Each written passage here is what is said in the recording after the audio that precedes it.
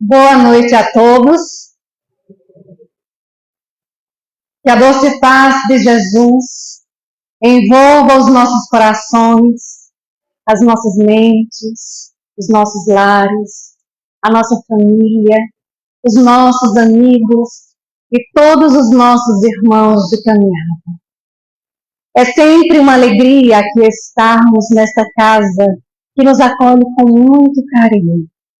Nós trazemos os abraços fraternos de nossos irmãos trabalhadores da Fraternidade Espírita Bezerra de Menezes. Agradecendo a Deus, o nosso Pai, a oportunidade de estarmos neste mundo físico. Agradecemos a luz da doutrina espírita, que nos oferece todos os recursos para investirmos em nossa reforma íntima, para sermos colaboradores do bem, do amor, da caridade, para sermos colaboradores, todos nós, nesse processo do qual nos encontramos matriculados neste planeta tão importante, nesse planeta Terra, que nos convida a passarmos de ano a cada encarnação e nos elevarmos na direção de Deus, o nosso Pai. Henri Maxwell era um orador que estava se preparando para terminar, concluir o sermão que ele iria apresentar na igreja da qual ele fazia parte. E o objetivo de Maxwell era enfatizar o modelo que deveríamos seguir, que deveria ser imitado.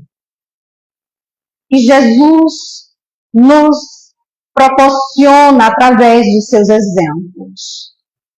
Quando Maxwell estava prestes a escrever cada passo para seguir Jesus, eis que a campainha de sua casa toca. Ele fica muito contrariado. Levanta-se e vai atender a porta. Era um homem com roupas esfarrapadas, girando entre as mãos um chapéu, e disse: Senhor, eu estou desempregado.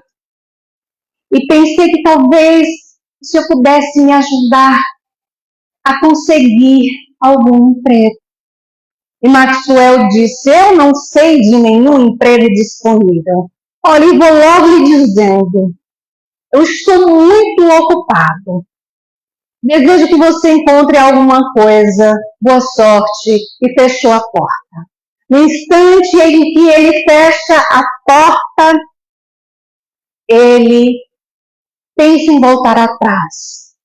Vai ao corredor onde tinha uma janela, olha aquele homem tão abatido. Pensa em voltar atrás, mas tem sermão para concluir. E decide voltar para as suas anotações. 2 horas depois, o sermão estava pronto. Na manhã de domingo, lá estava Maxwell, todo feliz, na igreja, que estava completamente lotada. Ele era considerado um orador excepcional.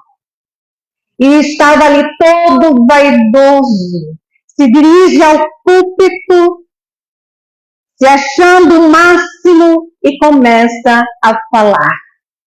Ao final do sermão, uma voz surge lá do fundo do templo, vai se aproximando, o homem girando o chapéu entre as mãos. Quando se aproxima de Maxwell, ele reconhece que se tratava daquele homem que havia batido a porta de sua casa. E aquele homem, com muita humildade, olhando para todos, diz: eu não sou um andarilho qualquer.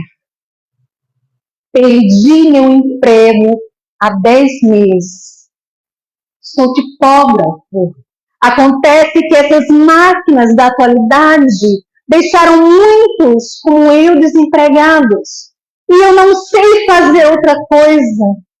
Eu já procurei, eu já tentei, mas eu não consigo encontrar nenhum emprego disponível.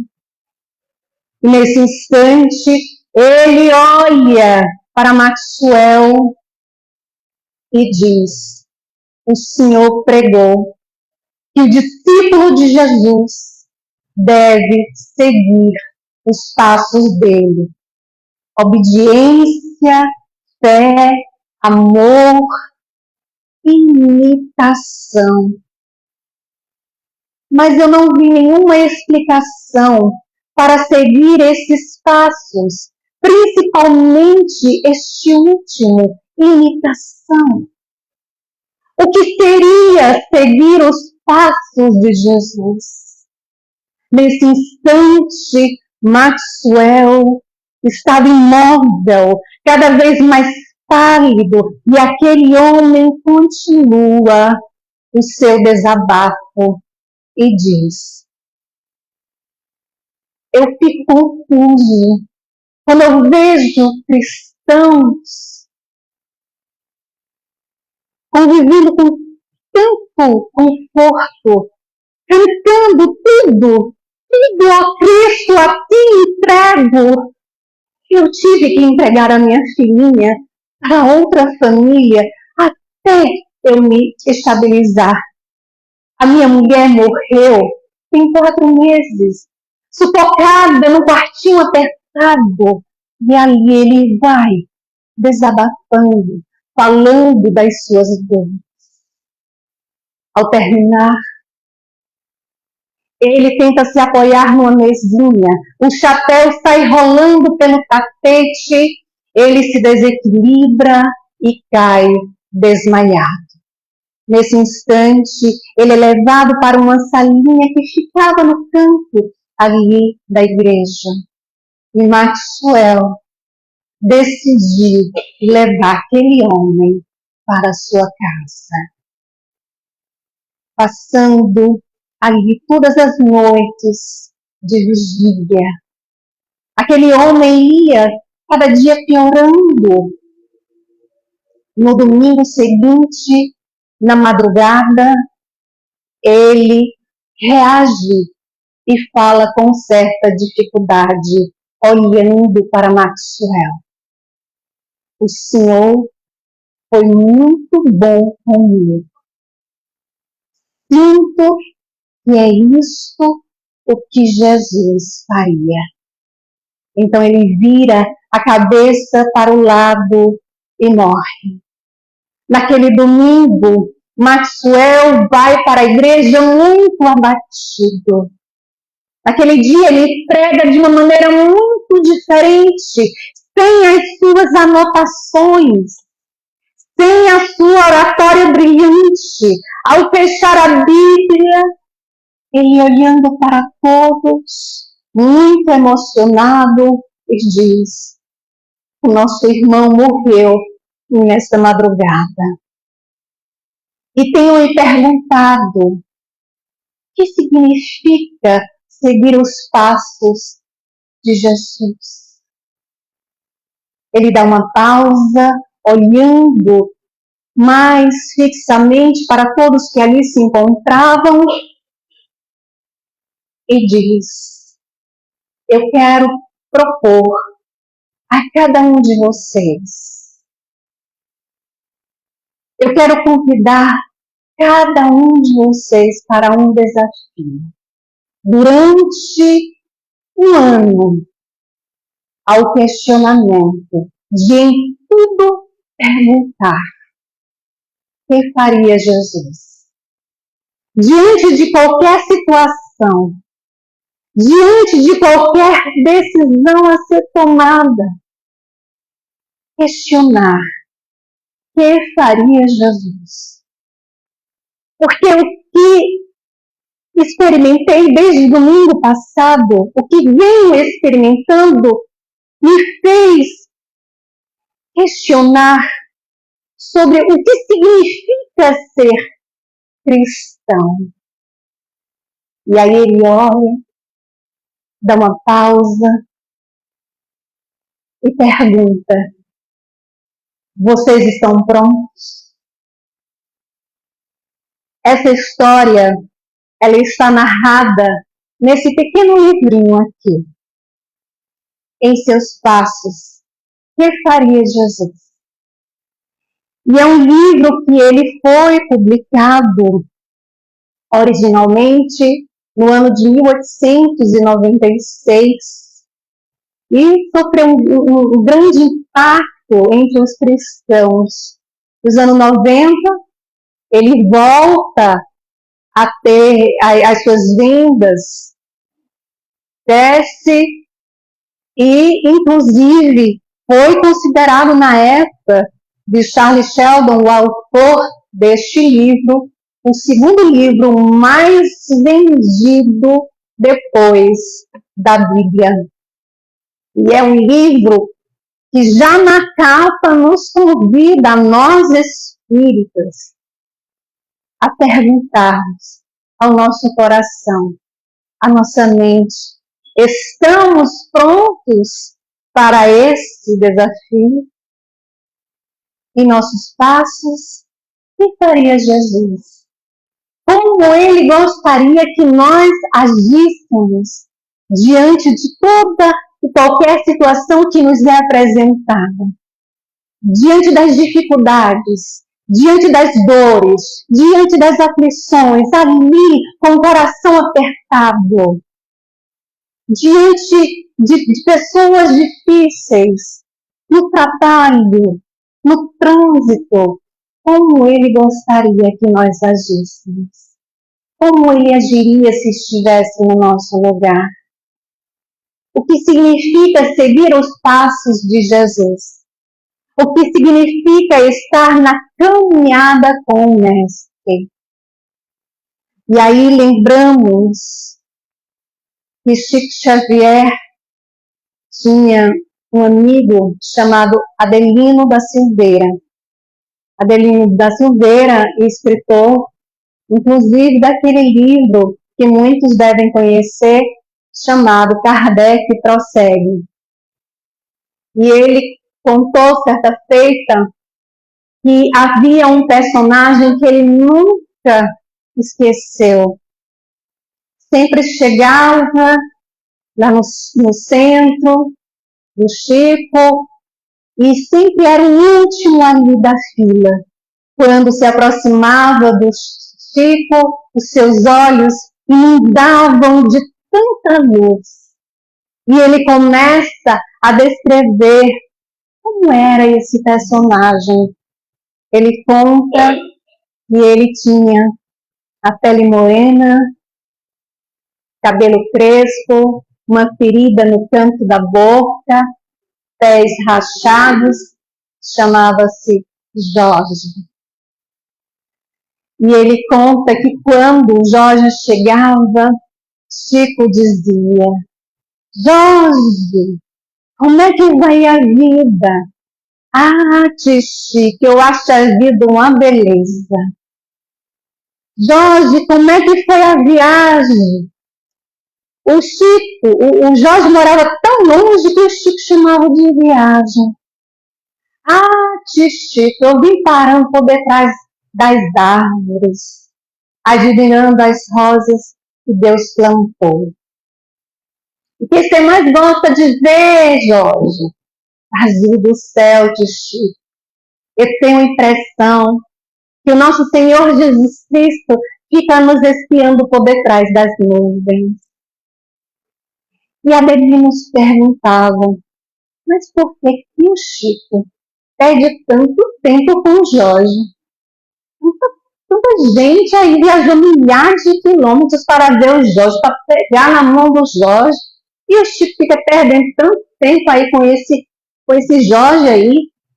Só depois ele foi compreender que o Chico era a única pessoa capaz de conversar com o Jorge, de dar atenção ao Jorge. Ninguém nunca lhe dava atenção, só o Chico. E aí o Chico dizia assim: Jorge, conta aqueles versos. E o Jorge contava 1, 2, 3 versos. E aí o Adelino dizia assim: eu acho que agora o Jorge vai embora. E o Adelino, inclusive, conta que o Jorge, ele era muito franzino, ele tinha um mau cheiro, exalava um mau cheiro, ele tinha um hálito, quando ele falava, era quase que insuportável. E a única vez que ele via os espíritas que ali estavam fazendo tanta caridade era quando o Jorge se aproximava. Porque aí os espíritas colocavam a mão no bolso, tiravam dali um trocado, dava para o Jorge sair de perto. E aí o Jorge comprava doce, pipoca, guaraná, colocava dentro de um saco, mas não ia embora. E aí o Chico dizia: Jorge, conta aquele verso que eu mais gosto, Jorge. Qual, tio Chico? Aquele da moça que você ia roubar. Ah, tio Chico, já me lembrei. E o Jorge tinha um paletó que, apesar dele ser bem magrinho, mal cabia nele, ficava muito apertado. Ele tentava ali fechar com um único botão. E aí o Jorge olhava para todo mundo para ver se as pessoas estavam olhando para ele. Ele, todo orgulhoso, dizia o verso que o Chico mais gostava, que era: menina, penteia o cabelo, joga as tranças para cacunda, queira Deus que Deus te leve de domingo para segunda. E o Chico ria, as pessoas que estavam ali riam, o Jorge ria, o Chico se aproximava do Jorge, pegava na mão do Jorge, beijava a mão do Jorge, o Jorge beijava a mão do Chico. O Chico beijava os dois lados do rosto do Jorge e o Jorge retribuía beijando os dois lados do rosto do Chico, quando deixava uma marca ali de sangue devido à ferida que tinha na boca. Adelino conta que ele nunca viu o Chico limpar o rosto na frente ou depois que o Jorge ia embora. Ele que muitas vezes ia ali, pegava um pano de prato e molhava debaixo da torneira e enxugar o que ele chamava de o beijo do Jorge.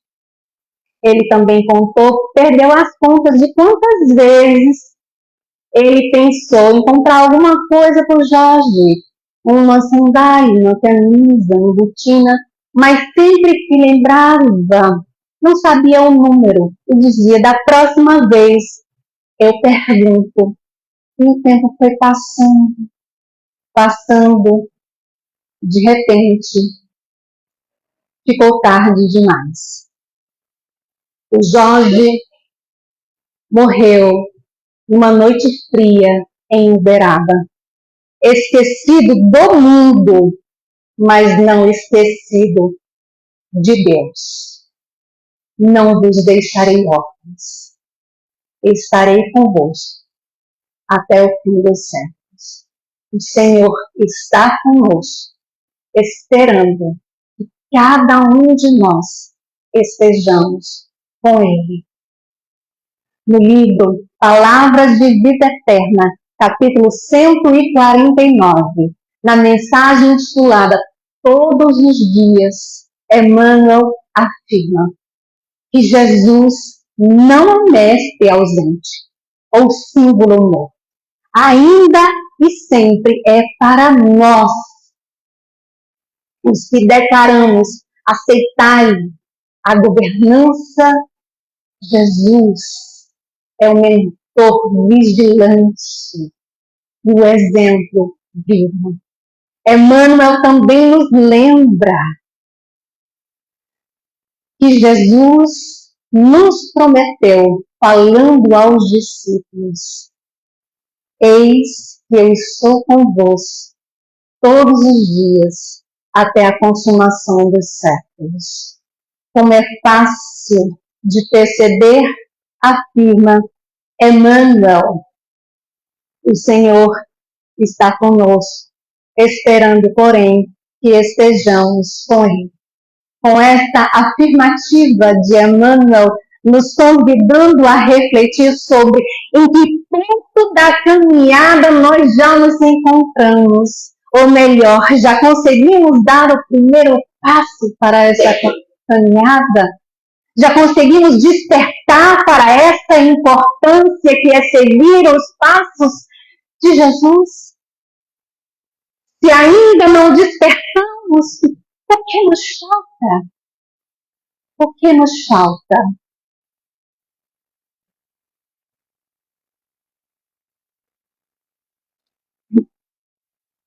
No livro Memórias de um Suicida, para nos ajudar em nossas reflexões,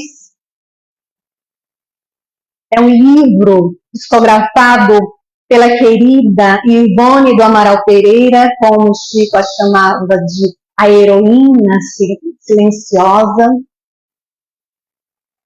e ditado pelo espírito Camilo Castelo Branco, escritor português que usou o pseudônimo de Camilo Cândido Botelho. Ele era um suicida e deveria narrar todo o seu sofrimento, toda a tragédia, tudo que passou quando entrou no plano espiritual pelo suicídio. Ivone, ela psicografa essa obra por volta do ano de 1925 e leva para a FEB, Federação Espírita Brasileira. Acontece que o livro não estava maduro.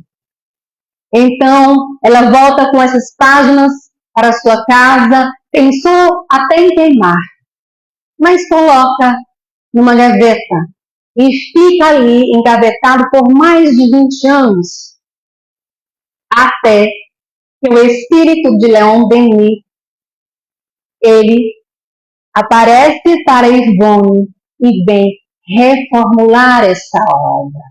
Ele vem desenvolver cada um dos fatos, trazer a parte didática. Quando ele conclui, ele diz para Ivone que já era hora de publicar. E ela volta para a FEB e, para nossa alegria, essa obra extraordinária é publicada. Então, vamos lembrar de um grupo de suicidas do qual Camilo Botelho fazia parte e que estava ali numa legião chamada Vale dos Suicidas. Eles, depois de muito sofrimento, de um bom tempo, eles são recolhidos por uma caravana de espíritos superiores, pertencentes à colônia de servos de Maria.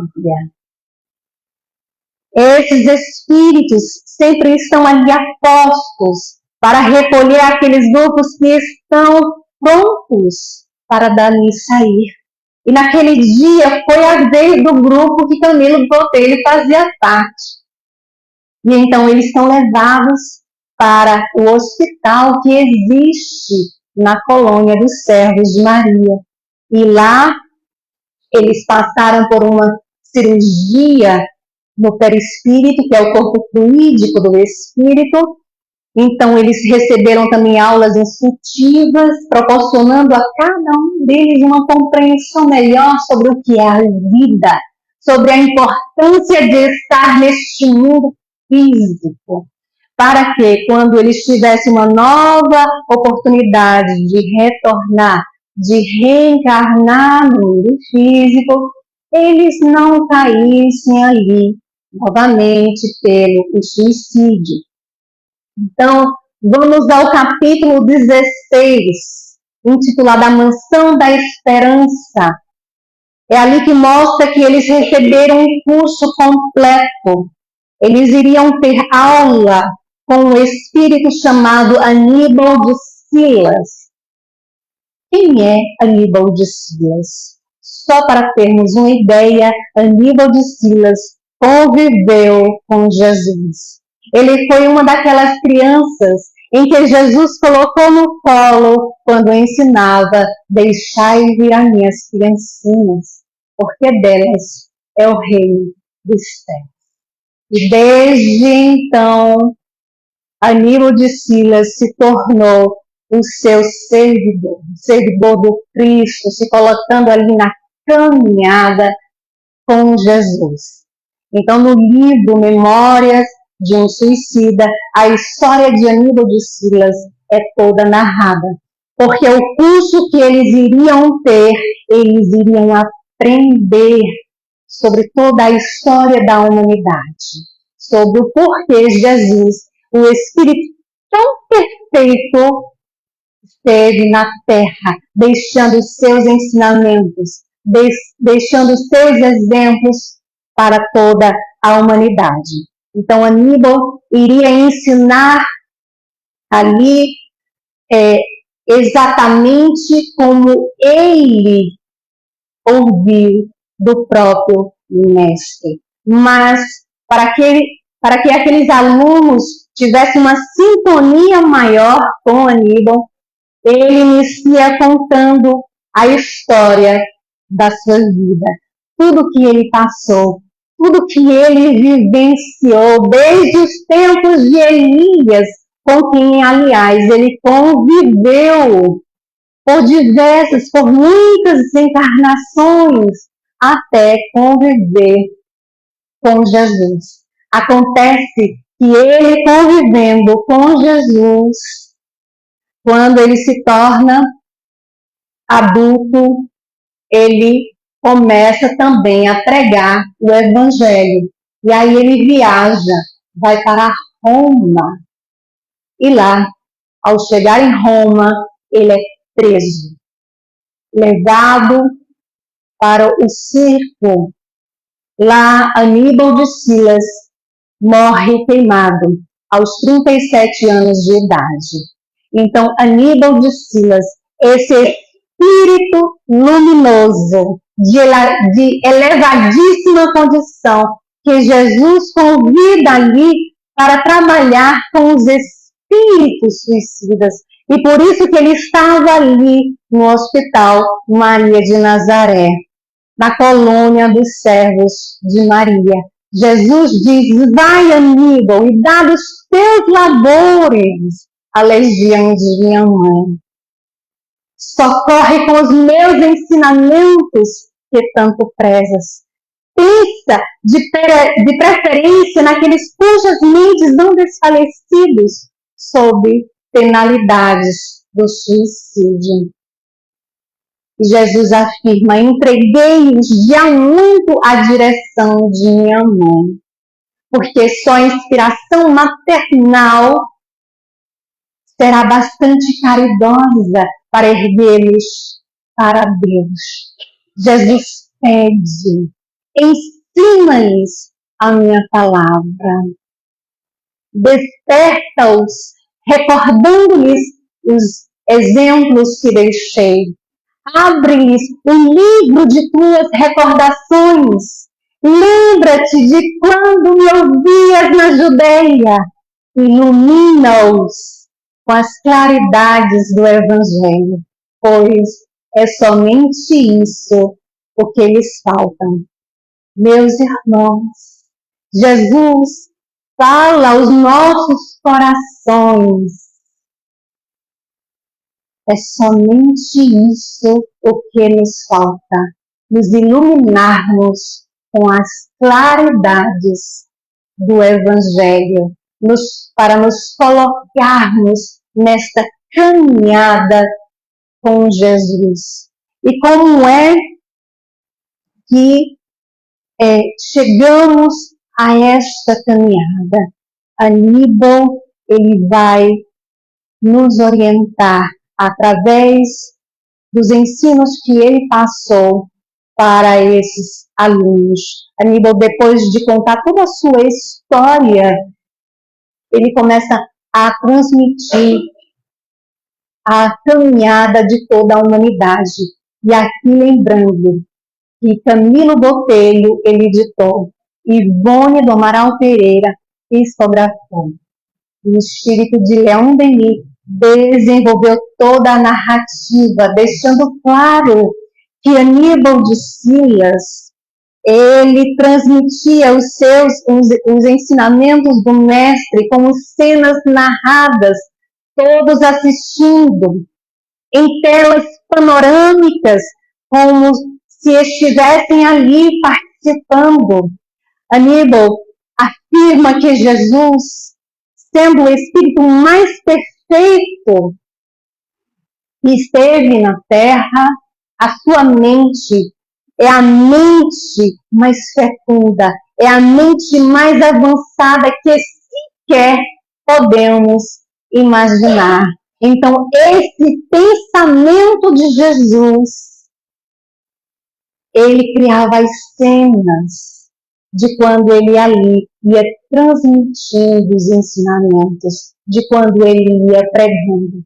E por isso que Jesus era capaz de manter uma multidão de famintos sem que eles sentissem a menor necessidade de ingerir qualquer coisa.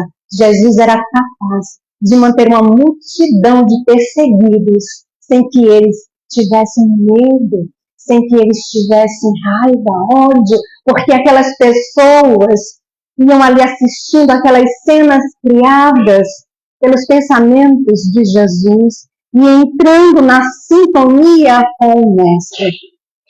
Aníbal esclarece que nem todos conseguiam entrar nessa sintonia, nem todos captavam. E por quê? Porque os seus pensamentos eram contrários, eram conflitivos. Mas aqueles que se permitiam, aqueles que estavam em sintonia, eles já estavam plenamente edificados. Então, eles assistiam aquelas cenas criadas pelos pensamentos fecundos e luminosos de Jesus. E Aníbal afirma que o Evangelho de Jesus tem origem do próprio pensamento divino. E não tenhamos dúvida, meus irmãos, que o Evangelho de Jesus é o roteiro mais seguro para toda a humanidade, para todos os males, para todas as dificuldades, para todas as aflições. Jesus disse: no mundo tereis aflições, para nos lembrar. Mas ele nos pede: tende bom ânimo, eu venci o mundo, como a nos dizer que podemos sim vencer as nossas dificuldades, vencer as nossas sombras, vencer os nossos medos, vencer as nossas dores, com o Evangelho de Jesus. Lembremos também que Jesus faz um convite ao nosso coração. Quando ele diz: vinde a mim, todos vós que estáis aflitos e sobrecarregados, e eu vos aliviarei. Tomai sobre vós o meu jugo e aprendei comigo, que sou brando e humilde de coração. E achareis repouso para as vossas almas, porque o meu jugo é suave e o meu fardo é leve. Está no Evangelho de Mateus, capítulo 11, versículo 28, 29 e 30. Jesus fala aos nossos corações, ele nos convida diariamente. E sabe por quê?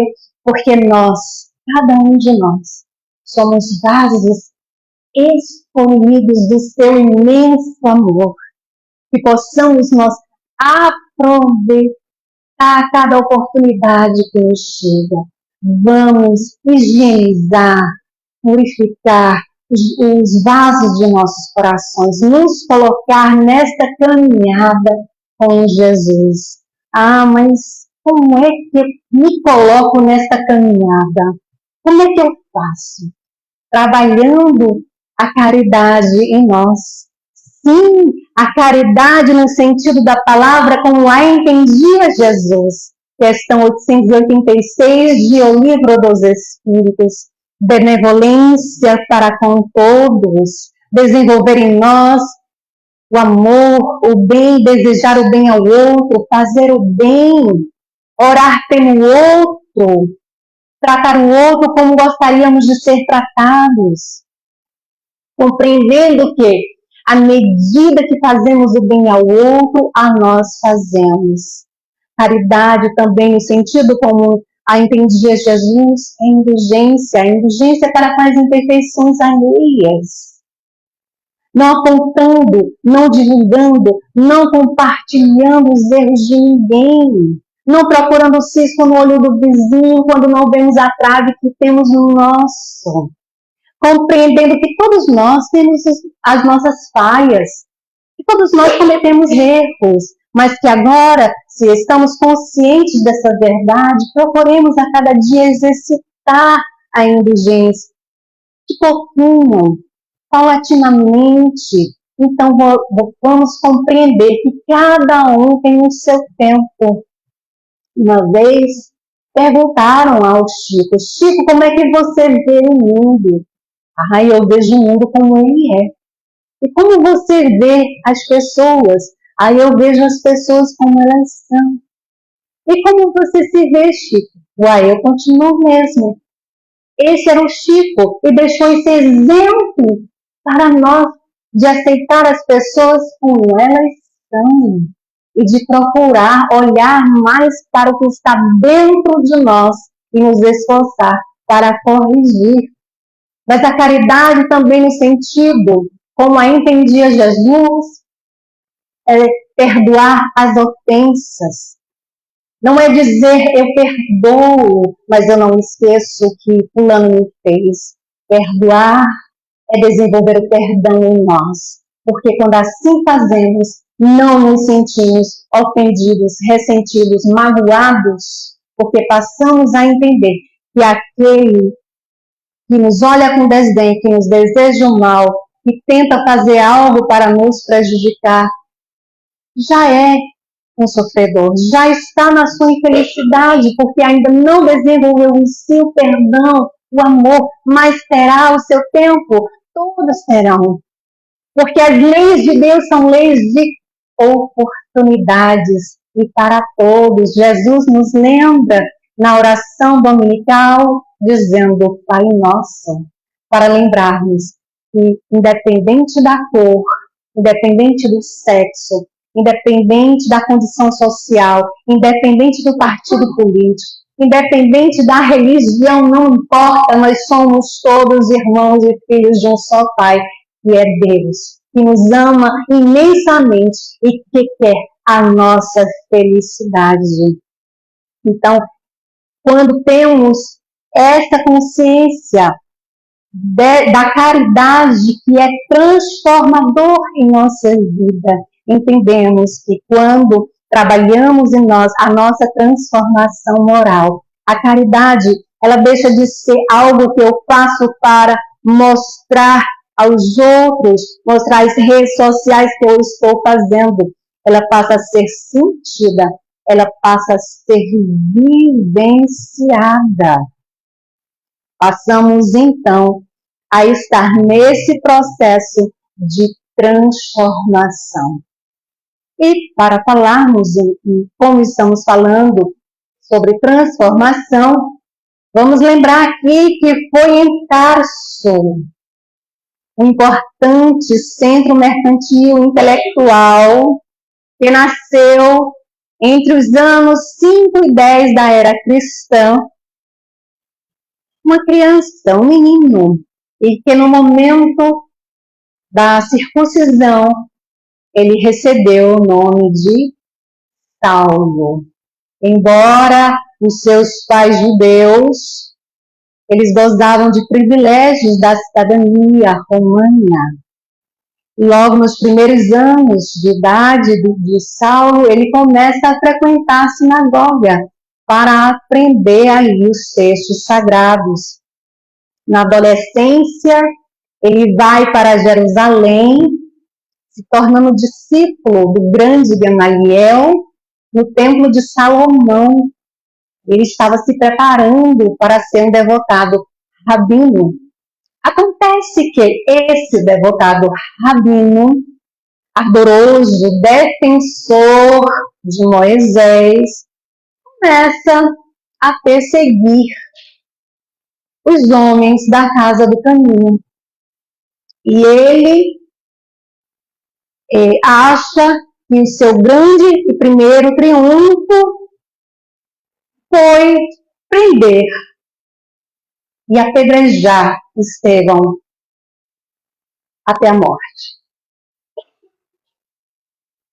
Acontece que, no livro Paulo e Estevão, Emmanuel narra toda a sua dor, toda a sua vergonha que ele sentiu quando ele descobriu que, em realidade, Estevão era Gesiel, o irmão da sua amada Abigail, da sua noiva. E naquele momento, um momento muito emocionante, está ali Estevão prestes a morrer, Abigail chorando ao lado do seu irmão, que ela tanto pedia a Saulo para encontrá-lo, e havia muito tempo que ela não via, tinha sido separada do seu irmão. Então, Estevão olha para Abigail e diz: minha irmã, com quem te deixarei? Nesse momento, ela olha para Saulo e diz: este é meu noivo. E aí Estevão dá a maior lição de perdão, de amor, ao dizer, olhando para os dois: Cristo os abençoe. Minha irmã, não tem no teu noivo um inimigo, mas sim um irmão. Saulo deve ser bom e generoso. Defendeu Moisés até o fim. Imagina, minha irmã, quando ele conhecer a Jesus, servi-lo-á com o mesmo fervor, ser uma boa companheira. Estevão desencarna. Abigail anseia conhecer aquele Cristo que havia transformado o seu irmão. E ela começa a ter os esclarecimentos sobre aquele Jesus através de Ananias. Só que ela adoece e desencarna 8 meses depois. E é no caminho de Damasco que Saulo, carregando as cartas que lhe davam o poder de prender os seguidores do Cristo, ele é surpreendido no sol de meio-dia por uma luz imensa daquele a quem perseguia. Saulo, Saulo, por que me persegues? Tendo vislumbrado aquela luz imensa, ele cai cego. E com a orientação do mestre, ele consegue chegar à cidade de Damasco e ali aguarda as orientações. Ananias, aquele que ele perseguia, que ele inclusive estava indo para Damasco com a intenção de prendê-lo, em nome de Jesus, ele vai ao encontro de Saulo, retirar as escamas de seus olhos, as vendas, as sombras que cobriam a sua visão. Começando para Saulo uma jornada de muito trabalho e o calvário de muitas dores. Após 3 anos no deserto de Dan, Saulo retorna para pregar a boa nova. Aquele Jesus que ele tanto perseguiu na pessoa de seus seguidores, passou a ser o seu Senhor. Ao erguer, após a queda do animal, ele havia se transformado. Diante de Jesus, ele havia se tornado escravo. O que queres que eu faça, Senhor?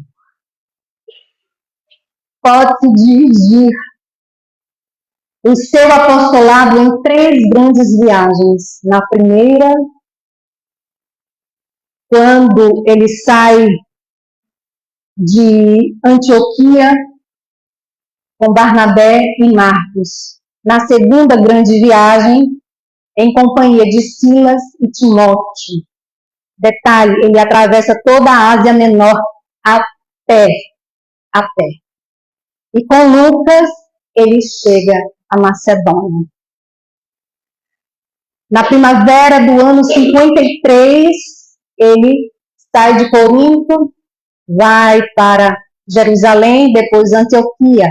Na terceira grande viagem, é quando ele passa 2 anos em Éfeso, depois ele vai para Macedônia, depois vai para Corinto e retorna para Jerusalém. Acontece que, retornando para Jerusalém, dessa vez ele é preso. Ele é preso e remetido a Cesareia.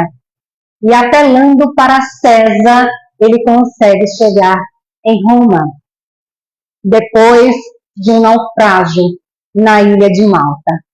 Estima-se que ele tenha percorrido aí a sua marcha nada menos de que 20.000 quilômetros a pé. Saulo, transformado em Paulo de Tarso, com inspiração de Jesus, com a contribuição amorosa de Estevão, escreve as suas epístolas. E é nas suas cartas envolvidas ali com muito carinho que ele passa as orientações aos amigos das comunidades. Mais de uma vez, ele foi açoitado, ele foi apedrejado, mais de uma vez ele foi maltratado, ele passou fome, ele passou sede, ele passou frio, ele passou diversas privações. Mas por amor a Jesus, ele nunca lamentou, ele nunca reclamou. E ele afirmou carregar no corpo as marcas do Cristo. Decapitado fora dos muros de Roma, no ano 67, por ordem do imperador Nero, ele entra no plano espiritual. Quando o convertido de Damasco morre para o mundo físico e se vê ali diante de um quadro singular, Jesus à sua frente, Estevão ao lado direito de Jesus, a sua amada Abigail ao lado do coração do Mestre, e Paulo, igual criança, procura o olhar de Jesus. Jesus sorriu e disse com muito carinho, com muita indulgência: sim, Paulo, ser feliz. Venha aos meus braços, pois é da vontade de meu Pai que os verdugos e os mártires se reúnam para sempre no meu reino.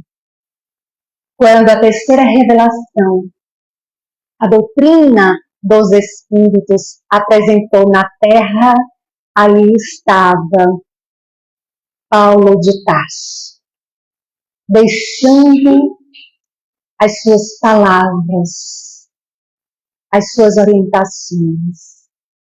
No Evangelho segundo o Espiritismo, vamos encontrar no capítulo 10, item 15, a respeito do perdão.